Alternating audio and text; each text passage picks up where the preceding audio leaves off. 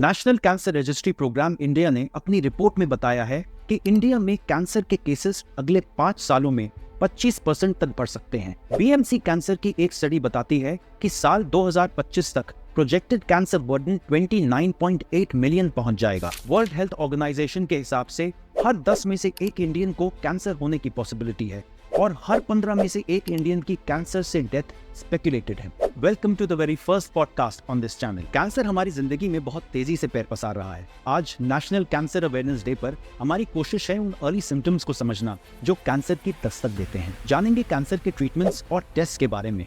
हम ये भी जानेंगे कि कैंसर के केसेस में सर्जरी कराना कितना सेफ होता है। आज हमारे गेस्ट हैं डॉक्टर बाबुल बंसल, जो एम्स न्यू दिल्ली के सर्जिकल ऑन्कोलॉजिस्ट हैं, जो हमारे साथ आज कैंसर पर बहुत वैल्यूएबल इंफॉर्मेशन शेयर करेंगे।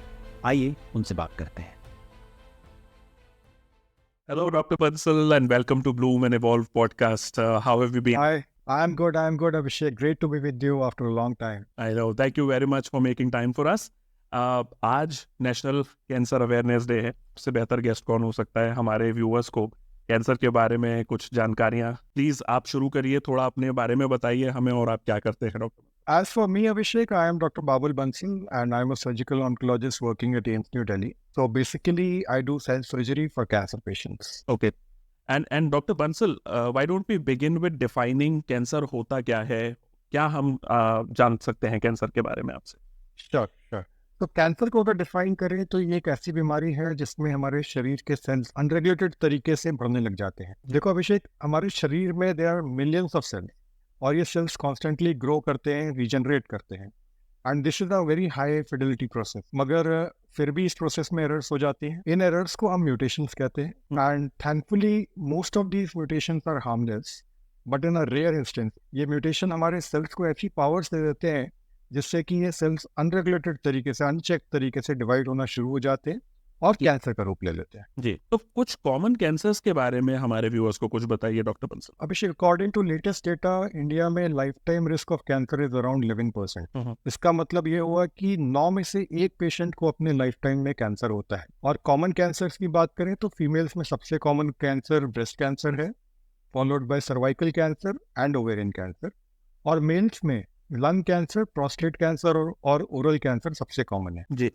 Thank you. तो ये बताइए डॉक्टर बंसल, पिछले एक दशक से या थोड़ा और पहले से हम देख रहे हैं कि कैंसर के इंसिडेंट्स अब कुछ ज़्यादा ही सामने आ रहे हैं। क्या ये एक भ्रम है या इसमें कुछ सच्चाई भी है? इसके बारे में कुछ बताइए। हाँ अभिषेक, कैंसर के इंसिडेंट्स बढ़ने के 3 मेन कारण हैं। एक है लाइफस्टाइल, दूसरा है एज और तीसरा है टेक्नोलॉजी। हमारी आज की जनरेशन का लाइफस्टाइल हमारे पूर्वजों की लाइफस्टाइल से काफ़ी अलग है। पहले लोग भुखमरी से मरते थे, आज लोग मोटापे से मरते हैं। पॉल्यूशन काफ़ी ज़्यादा हो गया है, लोग सिगरेट और अल्कोहल का सेवन काफ़ी ज़्यादा कर रहे हैं पहले के मुकाबले। पहले लोग पैदल चलते थे और अब लोग गाड़ियाँ और हवाई जहाज में चलते हैं। पहले ऑर्गेनिक खाते थे, अब केमिकल फर्टिलाइजर और पेस्टिसाइड से भरा हुआ खाते हैं।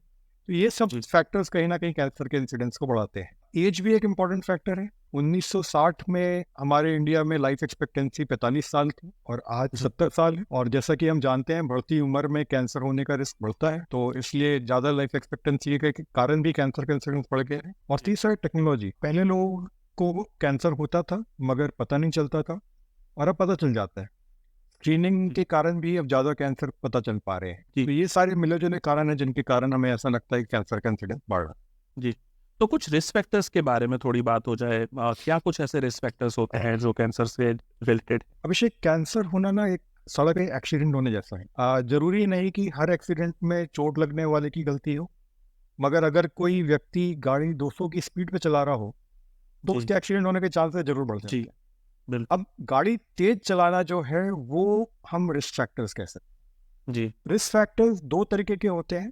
मॉडिफाइबल, जो कि हमारे कंट्रोल में है, जिनको कि हम बदल सकते हैं, और non modifiable, as the name suggest, जिनको कि हम बदल तो नहीं सकते। So modifiable risk factors mainly lifestyle से रिलेटेड होते हैं।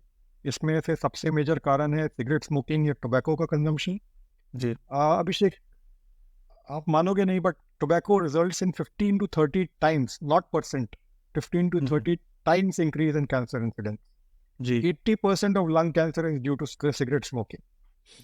So tobacco is clearly the most important modifiable risk factor and is the leading cause of cancer in the world.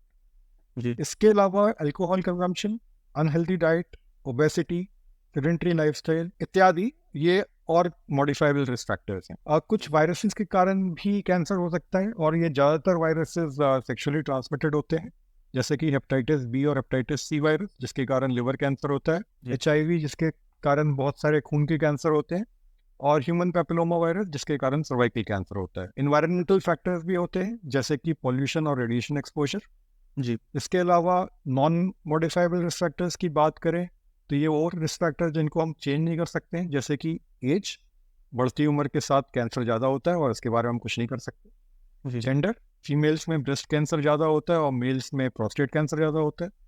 Ji genetic risk factors, जैसे कि मैंने आपको बताया कि cancer mutations जो होते हैं वो रैंडमली होते हैं, मगर कभी कभी ये म्यूटेशंस हमारी कोशिकाओं में, हमारे सेल्स में पहले से ही प्रेजेंट होते हैं और ये जनरेशन टू जनरेशन ट्रांसफर होते हैं। जी इनको हम जेनेटिक रिस्क फैक्टर्स कहते हैं। जी। तो डॉक्टर साहब, इन फैक्टर्स को प्रिवेंट करने के लिए क्या किया जा सकता है? तो Abhishek, prevention is better than cure, ये बात आप मानोगे, और ये बात कैंसर से अच्छी किसी भी बीमारी पे लागू नहीं होती। अब जी। कैंसर के प्रिवेंशन के 3 चरण होते हैं, 3 फेज होते हैं। पहला है प्राइमोर्डियल प्रिवेंशन। इस फेज का लक्ष्य ये होता है कि हम कैंसर के कारणों को उत्पन्न ही ना होने दें। जैसे कि अगर हम बच्चों को स्कूल में ही इन रिस्क फैक्टर्स के बारे में बताएं तो शायद वो इस बात को समझें और रिस्क फैक्टर्स को अवॉइड करें। मूवी थिएटर्स में आपने देखा होगा कि विज्ञापन आते हैं, सिगरेट के कारण कैंसर होता है।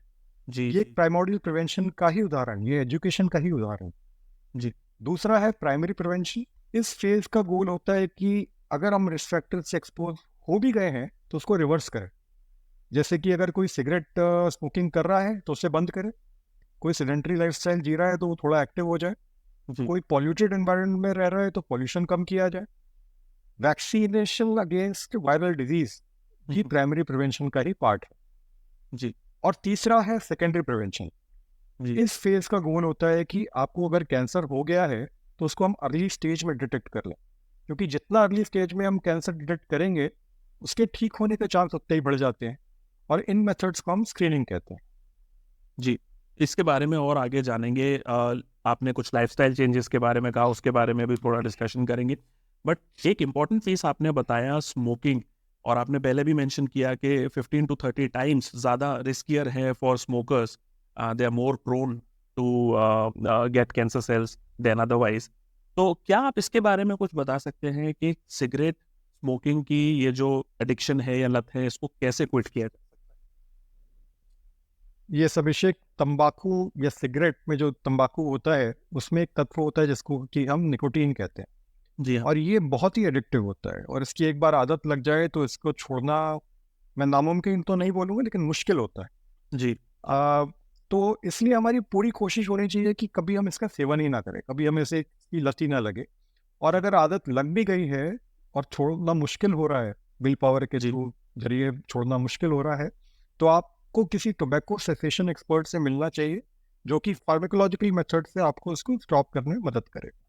और आपने लाइफस्टाइल के बारे में भी बताया, तो क्या बता सकते हैं कि क्या कुछ ऐसे लाइफस्टाइल चेंजेस और डाइट चेंजेस हैं जिनसे कि हम कैंसर से बच सकते हैं? अभिषेक, सेडेंटरी लाइफस्टाइल और अनहेल्दी डाइट बीमारियों को न्योता देने जैसा है। जी ये कैंसर ही नहीं, बहुत सारी और बीमारियां जैसे कि डायबिटीज, हाइपरटेंशन, हार्ट अटैक, लकवा मार जाना या स्ट्रोक होना, जी इन सब का कारण है। जी इसलिए हमें रोज 1 घंटा एक्सरसाइज करना चाहिए या फिर कोई भी एक्टिव स्पोर्ट्स खेलना चाहिए, और हमें जी। इसके साथ साथ एक बैलेंस डाइट लेना चाहिए। जंक फूड और एम्प्टी कैलोरीज को अवॉइड करना चाहिए। डॉक्टर साहब, कैंसर को अर्ली डिटेक्ट करने के कुछ साइंस बताइए। अभिषेक, कैंसर हम जितना जल्दी डिटेक्ट कर लें उसके ठीक होने के चांसेस उतने ही ज़्यादा हो जाते हैं। जी तो this is of paramount importance, I should say. Hmm, ये 2 तरीके से हम कर सकते हैं। पहला ये है कि हम कैंसर के सिम्टम्स को जल्दी आइडेंटिफाई करें और अपने डॉक्टर से मिलें, और दूसरा है स्क्रीनिंग, जो कि कॉमन कैंसर के लिए किया जाता है।